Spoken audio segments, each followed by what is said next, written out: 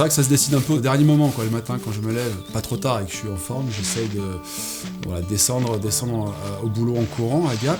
Le retour est plus compliqué parce que donc il y a toujours 18 km, mais il y a à peu près 700-800 mètres de dénivelé parce que j'essaye de pousser jusqu'au Puy de Manse et puis après de redescendre sur Ancel pour éviter la route. Des fois, la frontale, le matin, c'est dur, hein, quand il fait 0, -2, -3 degrés. Et puis une fois qu'on est chaud, c'est bon, c'est un vrai plaisir. Donc, toute la semaine, nous, on était à Paris, à l'école à Paris, jusqu'après le lycée. Mais généralement, quasiment tous les week-ends, on descendait en Bourgogne, chez mes grands-parents. Et pendant les grandes vacances, donc on partait souvent à la montagne. À 2h du matin, les parents nous réveillaient, on montait dans la voiture, une vieille 305 break. Et puis après, toute la fin de voyage, accroché à la fenêtre en train de regarder les paysages. Et petit à petit, les montagnes montaient. Et puis là, c'est une explosion de senteurs. Ça sent tout de suite le foin séché, les rhododendrons, les pierres chauffées. À côté de la montagne, j'avais aussi ce goût pour la nature, pour l'agriculture, puisque je suis allé jusqu'à faire des études d'ingénieur en agronomie. Ça m'a confirmé dans mon choix, et en plus, c'est là où j'ai rencontré ma femme. Donc c'était d'une pierre deux coups. J'avais réussi à trouver un poste en montagne en Haute-Savoie. J'avais tout coché, hein. Montagne, agriculture. Si j'avais été le seul à amener ma barque, je serais resté, je pense, toute ma vie là-bas. Et heureusement, à l'époque, j'avais déjà rencontré Sandrine, qui allait de La Réunion.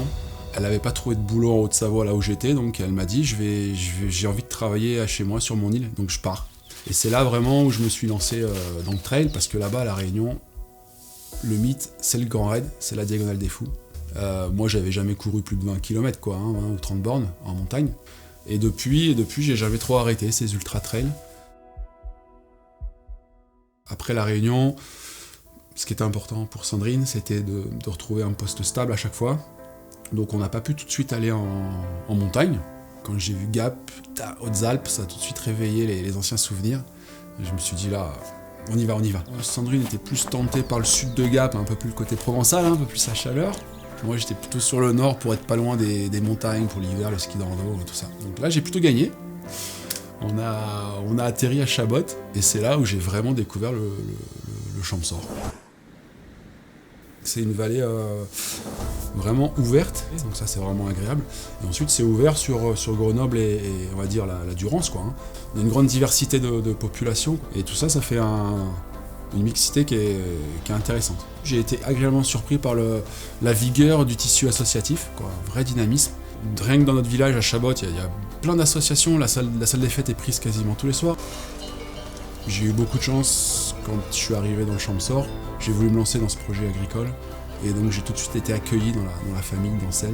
Une famille d'adoption qui m'a ouvert grand les bras et en plus c'était avec un troupeau de chèvres laitières et de brebis viandes qui montent à l'alpage, donc avec le volet agropastoral, qui me plaisait énormément. C'était vraiment très varié, quoi, comme exploitation.